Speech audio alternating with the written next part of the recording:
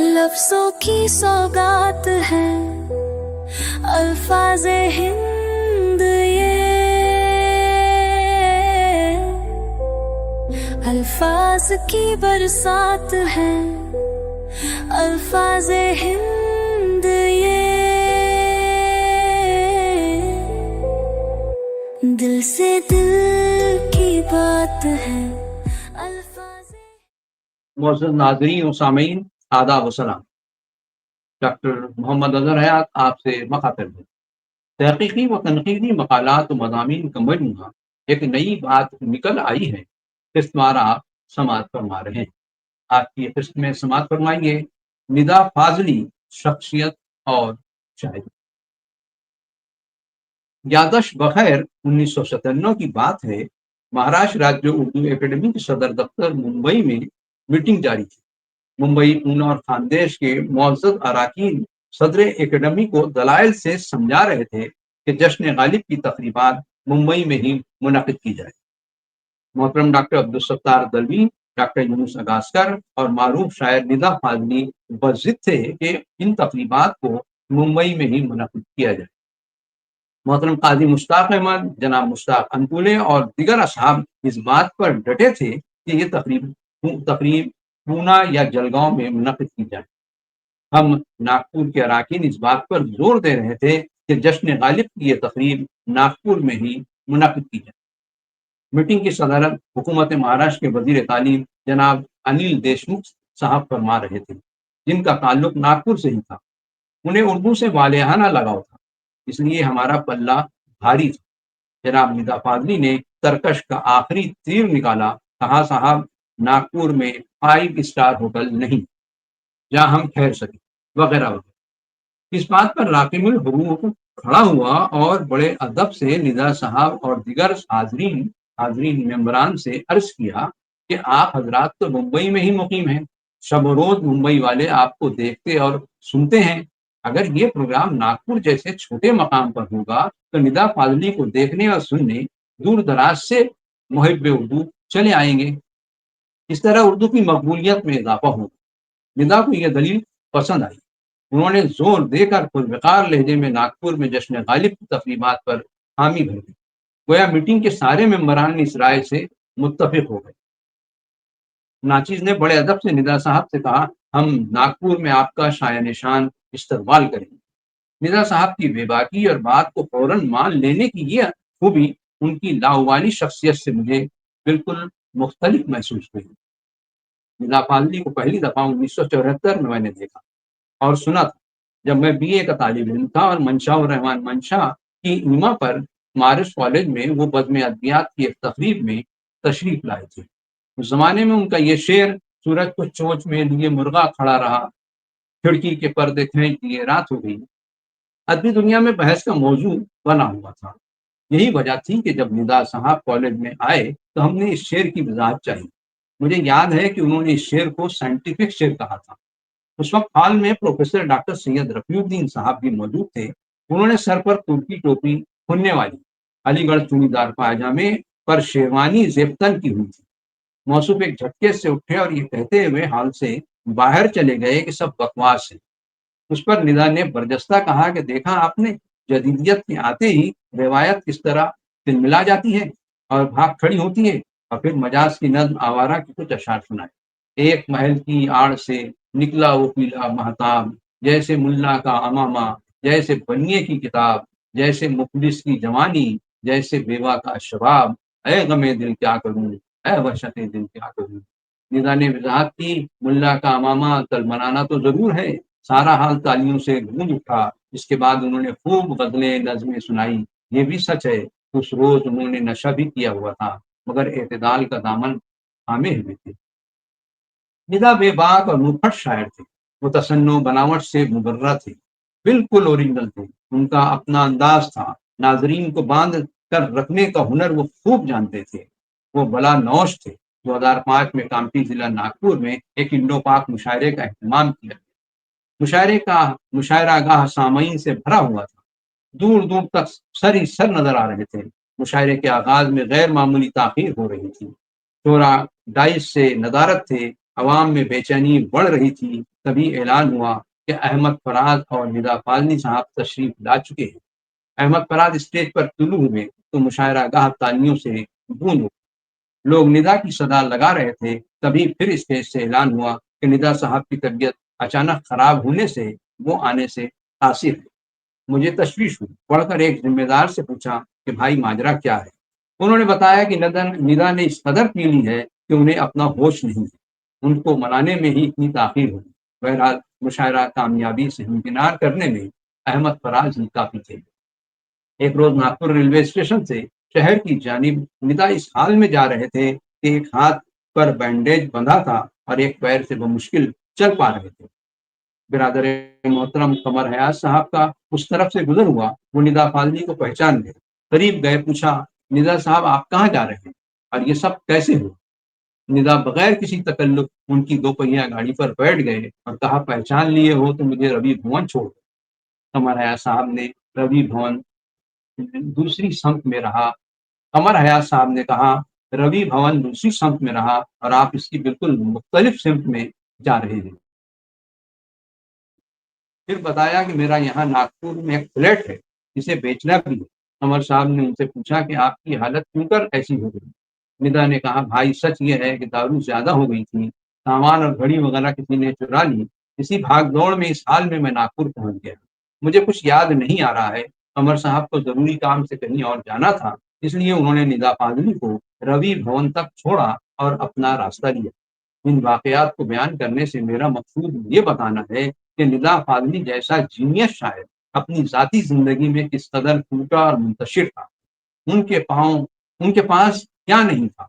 शोहरत, इज्जत और दौलत सब उन्होंने जी भर कर समेटा था, मगर किसी भी चीज को सैंत कर नहीं रखा। अपनी लाउबाली तबीयत और मिजाज की वजह से इज्जत को भी दांव पर लगाया और परवाह नहीं की कि वो एक आलमगीर शोहरत याफ्ता शायर भी है। उर्दू के कम शोरा हैं जिन्होंने अपनी जिंदगी में ही एजाज और इनामात हासिल हासिल कर ली। निदा वो खुशकिस्मत तख्लीककार थे कि अपनी आंखों से सारी कामयाबियां और कामरानियां देखी और खूब लुत्फ उठाया। उनकी पूरी जिंदगी नशेबो फराज से इबारत है। उसरत व तंदस्ती से भी गुजरे और उन्होंने शहाना ठाट और फारिगुल बाली का लुत्फ भी उठाया। उन्होंने जो कुछ कहा, मेरा ख्याल है बेशतर मनसे शहूद पर आ गया है। 8 फरवरी 2016 को निदा इस दुनिया से रुखसत हुई। उस वक्त वो शोहरत और मकबूलियत की बुलंदियों पर थे। वो बेशुमार सूबाई व कौमी अदबी और सकाफती अदारों से इनामात और एजाज़ात से नवाजे जा चुके थे। वो फिल्मी व गैर फिल्मी गीतों के भी इनामात से सरफराज हुए। उन्हें 2013 में पद्म श्री जैसे आला एजाज से भी नवाजा गया। निदा फाजली का असल नाम मुक्तदा हुसैन था। वो 12 अक्टूबर 1938 को दिल्ली में पैदा हुए। निदा के वालिद सैयद मुर्तजा हसन एक अच्छे शायर थे और दुआ डबायू तखल्लुस करते थे। दुआ हजरत नूर नारवी के शागिर्द रशीद। उनका ताल्लुक गवालियार के मोअज़्ज़ज़ इल्मी व अदबी खानवादे से था। उनके 3 शेरी मजमूए तस्वीर दुआ, तासीर दुआ और तनवीर दुआ मंजर आम पर आ चुके हैं। गोया निदा फाजली को शेर फहमी और शेर गोई विरसे में मिली थी। उनका घराना इल्मी व अदबी सरगर्मियों की आमाजगाह था। निदा की ज़हनी तरबियत में इन अदबी महफ़िलों और मुशायरों का अहम किरदार रहा है। इन महफ़िलों में शिरकत से निदा को ज़बान व अदब के रूमूज़ व नुकात समझने के मौक़े मिले। निदा फाज़ली ने 1960 के आसपास एक हादसे के बाद शायरी शुरू की। उनके वालिदैन और ख़ानदान कुछ अफ़राद पाकिस्तान हिजरत कर गए। निदा ने जाने से इनकार कर दिया, जिसकी वजह से वो महज़ 20-22 बरस की उम्र में तन्हा रह गए। मोहतरम अब्दुल अहद साज को एक रिसाले के लिए इंटरव्यू देते हुए निदा फाजली ने कुछ यूं कहा था, तो मेरी शायरी की शुरुआत ग्वालियर में सन 1960 में और अचानक बेघर होने की तारीख एक ही है। अकेलापन, इक्तिसादी बदहाली और मुल्की सियासत की उतार चढ़ाव उन महर्रिकात में शामिल हैं जिनका लफ्जी आधार मेरी शायरी और नस्र है। अनकोट। निदा के इस बयान को सामने रखकर अगर हम उनकी तख्लीकात का जायजा लें तो हमें उनके यहाँ किताबी अल्फाज और मौजूआत से ज्यादा ज़ाती तजुर्बा और आपबीती नजर आती है। निदा की नज़्मों और गज़लों یہاں تک کہ نثر میں بھی وہ صرف اپنے تجربے کی روشنی میں زندگی کو دیکھتے ہیں۔ گویا ندا آنکھ اور دل کے شاعر، جو کچھ دیکھتے ہیں اسے محسوس بھی کرتے ہیں، اور جو محسوس کرتے ہیں اسے رقم کرتے ہیں۔ ندا کی نظمیں اپنے لہجے کی سادگی اور جذبات و احساسات کے اظہار کی وجہ سے منفرد معلوم ہوتی ہیں۔ ان کے پہلے مجموعے لفظوں کا پل میں یہ اسلوب نمایاں نظر آتا ہے۔ نظم شام ملاحظہ ہو، سوکھے کپڑوں کو چھت سے چنتی ہوئی، سوکھے کپڑوں کو چھت سے چنتی ہوئی، پہلی کرنوں کے ہار بنتی ہوئی، گیلے بالوں میں تولیہ پسائے، ہاتھ میں ایک کٹی پتنگ اٹھائے، دائیں بازو میں تھوڑی دھوپ سجائے، سیڑھیوں سے اتر کے آئی ہے، کس قدر بن سنور کے آئی ہے، بجتے ہاتھوں سے چمنیاں دھو کر، گھر کے ہر کام سے سبک ہو کر، پالنے کو جھلا رہی ہے شام، چندہ ماموں اگا رہی ہے شام۔ نظم شام کو ایک عورت کے روپ میں دیکھا جائے تو اس مناسبت سے استعارے نظر آتے ہیں، مثلاً بننا، سنورنا، بجتے ہاتھوں سے چمنیاں دھونا، پالنے کو جھلانا اور چندہ ماموں کو اگانا وغیرہ ایک سبڑ عورت کی طرف اشارہ کرتے ہیں۔ ندا کی ابتدائی نظموں میں بیشتر نظمیں ایسی ہیں جن میں استعارے میں بات کہی گئی ہے۔ ایسی ایک نظم ملاحظہ ہو، سورج ایک نٹکھٹ بالک سا دن بھر شور مچائے، ادھر ادھر چڑیوں کو بکھیرے، کرنوں کو چھترائے، قلم دواتے برش ہتھوڑا جگہ جگہ پھیلائے، شام تھکی ہاری ماں جیسی ایک دیا ملکائے، دھیمے دھیمے ساری بکھری چیزیں چنتی جائے۔ یہاں ندا نے دن اور شام کی خصوصیت بیان کی ہے، سورج کے طلوع اور غروب ہونے پر انسانی زندگی کس قدر متاثر ہوتی ہے، اس کو خوبصورت پیرائے میں پیش کیا ہے۔ ندا کے لہجے میں سادگی اور لفظوں کے برتنے میں غیر معمولی سلیقہ نظر آتا ہے۔ ایک مختصر سی نظم میں دیکھیے، مختصر لفظوں میں مکمل نظم کس طرح کہی ہے: کتنی میٹھی تھی املی جب ساجن تھے گاؤں میں، ان کے جانے کی تاریخ دنگل تھا جب گاؤں میں۔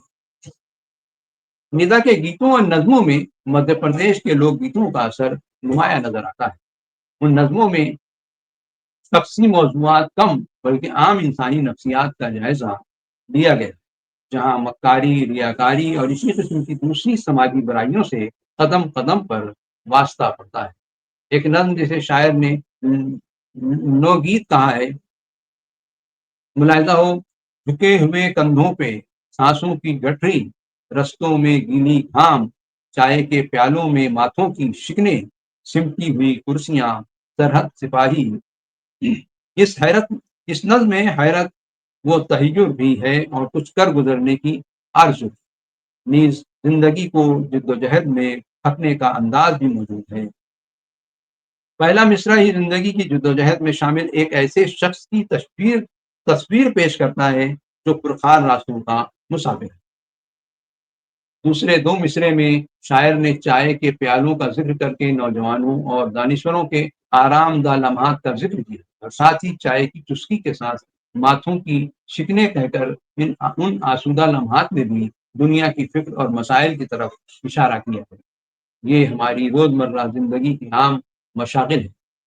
اگلے بند بھی دیکھیے: لوکل کے ڈبوں میں شام لڑتا جھگڑتا کوئی کسی سے، بے بات کوئی ہنسے، ساگر کنارے لہروں کو کوئی کنکر سے حملہ کر دے، لمبی سی رسی پہ کپڑے ہی کپڑے، کپڑوں کے کونوں پہ نام، تھکے ہوئے کندھوں پر سانسوں کی گٹھری، رستوں میں نوکیلی گام۔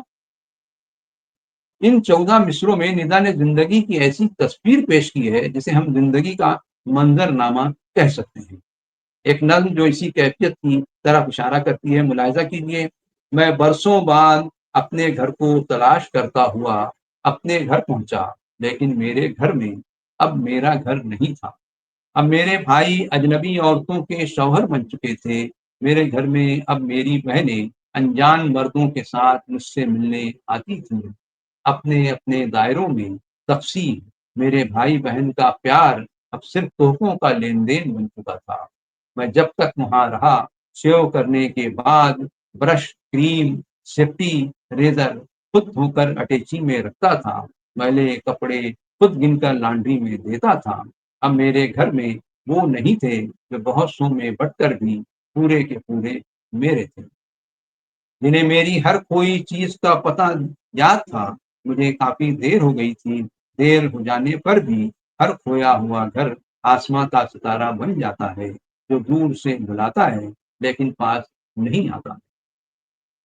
یہ نظم ذاتی کرب و علم کی اچھی مثال ہے۔ دراصل اس نظم میں ندا کے بے گھر ہونے کا دکھ اور خوبصورت قدروں کے ختم ہونے کا مرثیہ بھی شامل ہے۔ ندا کے یہاں موضوعات میں تبدیلی آتی رہی ہے۔ یہ تبدیلی ان کے ممبئی آنے کے بعد کچھ زیادہ نمایاں طور پر نظر آنے لگی تھی۔ ممبئی کے پس منظر میں کہیں یہ نظم ملاحظہ ہو: یہ کیسی بستی ہے، میں کس طرف چلا آیا، فضا میں گونج رہی ہیں ہزاروں آوازیں، سلگ رہی ہیں فضاؤں میں ان گنت سانسیں، جدھر بھی دیکھوں کھڑے کولے پنڈیاں آنکھیں، مگر کہیں کوئی چہرہ نظر نہیں آتا، یہاں تو سبھی بڑے چھوٹے اپنے چہرے کو، چمکتی آنکھوں کو، گالوں کو، ہنستے ہونٹوں کو سروں کے خول سے باہر نکال لیتے ہیں، سویرے ہوتے ہی جیبوں میں ڈال لیتے ہیں۔ عجب بستی ہے، اس میں نہ دن نہ رات نہ شام، بسوں کی سیٹوں سے سورج طلوع ہوتا ہے، جھلستے ٹین کی کھولی میں چاند سوتا ہے۔ اس نظم میں حیرت و استعجاب کی کیفیت نمایاں ہے۔ ممبئی کی زندگی پر اچھا تبصرہ ہے۔ ممبئی کی ہمہ ہمی اور چہل پہل والی زندگی انسان کو مشین بنا کر رکھ دیتی ہے۔ اس کے اندر احساس نام کو نہیں رہتا، محض نقلی چہرہ لے کر آدمی زندگی گزارتا رہتا ہے۔ ندا کی زندگی مختلف اتار چڑھاؤ سے گزری ہے۔ ظاہر ہے اس کا اثر ان کی شاعری پر بھی واضح طور پر نظر آتا ہے۔ وہ حالات سے سمجھوتا کرنا جانتے تھے، مگر سماج کے ظلم و ستم اور سفاکیوں اور بے رحمیوں سے وہ اڑتے تھے۔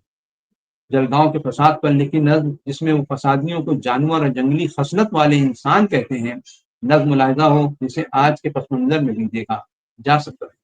نظم کا عنوان ہے پہچان۔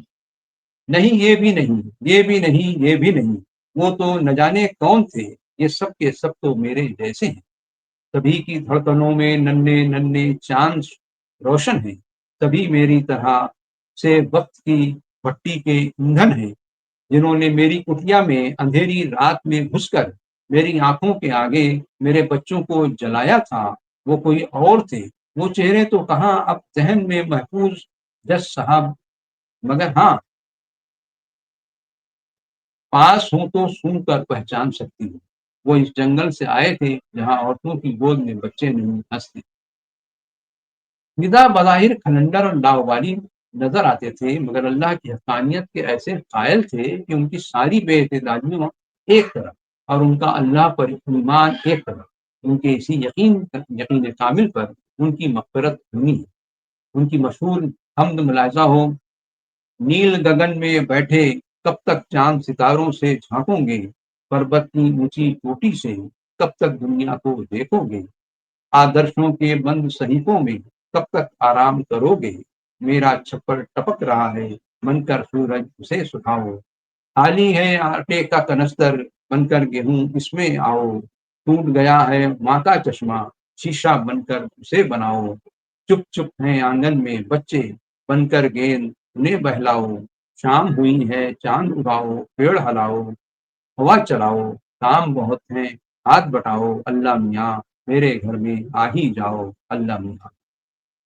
ندا فاضلی زبان و بیان کا پورا پورا خیال رکھتے تھے۔ ان کی نظموں میں بولیوں اور لوک گیتوں کا انداز نمایاں نظر آتا ہے۔ ان کی ابتدائی نظموں میں رومانی جذبات و احساسات محسوس ہوتے ہیں۔ ان کے یہاں محبت کا تصور زمینی ہے، جو ان کی حقیقی زندگی سے تعلق رکھتا ہے۔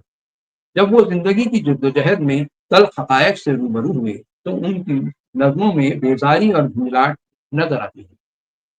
بعض جگہوں پر وہ مفاہمت کا رویہ بھی اپناتے ہیں، بعض مقامات پر تو وہ خود غرضیوں اور منافقانہ رویوں کا حصہ نظر آتے ہیں۔ دراصل انہیں زندگی نے اتنے تجربے اور رنگ دکھائے ہیں کہ انہوں نے مفاہمت میں ہی عافیت سمجھی ہوئی، اور اسی مفاہمت سے ان کو فائدہ بھی ہوا۔ کامیاب آدمی نظم کو گو کے مختصر ہے، مگر اس میں کامیاب زندگی کا راز ندا نے سمجھا دیا۔ ملاحظہ ہو: وہ گالی کھا کے مسکراتا ہے، ہر ذلت کو بھول جاتا ہے، हर एक की हाँ में हाँ मिलाता है, उसे कामयाबी का रास्ता मिल गया है, वो बहुत जल्द दूसरों को सताने के काबिल हो जाएगा। निदा फाजली को दूसरी जबानों का अदब सीखने और समझने का शौक और शऊर भी था। वो दुनिया की मुख्तलिफ जबानों में जारी तहरीकात से भी कमा हक़ वाकिफ थे। उसी वजह से उन्होंने अपनी शायरी में दूसरी जबानों के रवैयों को अपनाया और कामयाब तजुर्बे की। बहरहाल निदा फाजली की नज़में हों या गीत, उनमें इनफरादियत नुमाया है, जिससे उनकी जिद्दत तबाह और इख्तराई मिजाज का अंदाजा होता है। निदा के अब तक 5 शेरी मजमूए शाये हो चुके हैं। लफ्जों का पुल, मोर नाच, आंख और ख्वाब के दरमियान, खोया हुआ सा कुछ, शहर तू मेरे साथ चल। निदा ने गजलें भी कही हैं और नज़में भी, और दोनों में उनका कोई सानी नहीं है। गजलों के बाद अशार तो अब ज़रबुल मस्ल के जुमरे में शुमार किए जाते हैं और ज़बान ज़द खास व आम है। उन्होंने 2 नावल दीवारों के बीच और दीवारों के बाहर भी लिखे हैं। इलाहाबादी मुलाकातें, इस उन्वान से तनकीदी मज़ामीन का मजमूआ भी शाये हुआ है। उन्होंने बरजस्ता खाके भी लिखे, जो बाद में 2002 में चेहरे के उन्वान से मजमूए की शक्ल में शाये हुआ। निदा ने अपनी लाउबाली तबीयत के बावजूद अदब को इतना कुछ दिया कि उनका नाम और काम अदब में हमेशा जिंदा रहे। बहुत बहुत शुक्रिया।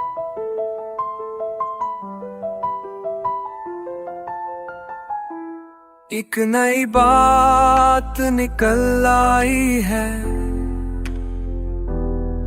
मेरी बातों से कोई बात निकल आई है। चुप थे लफ्ज़ों ने कुछ राज कह दिए, मेरे पहलू में कुछ जात निकल आई है।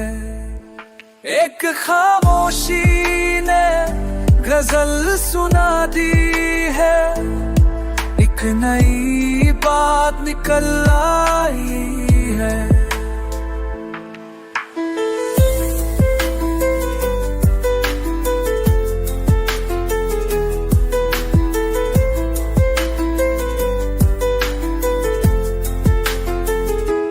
चलते चलते कहीं रुक जाने को जी हुआ, तेरे साए में घर बनाने को जी हुआ।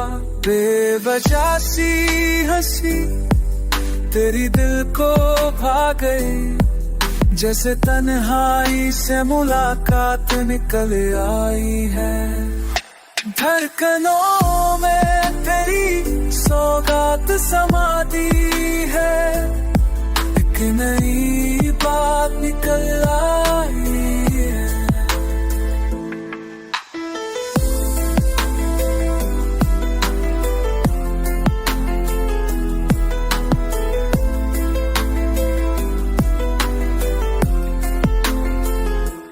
कसमें ना थी न वादे कोई, फिर भी तू पास लगने लगी है।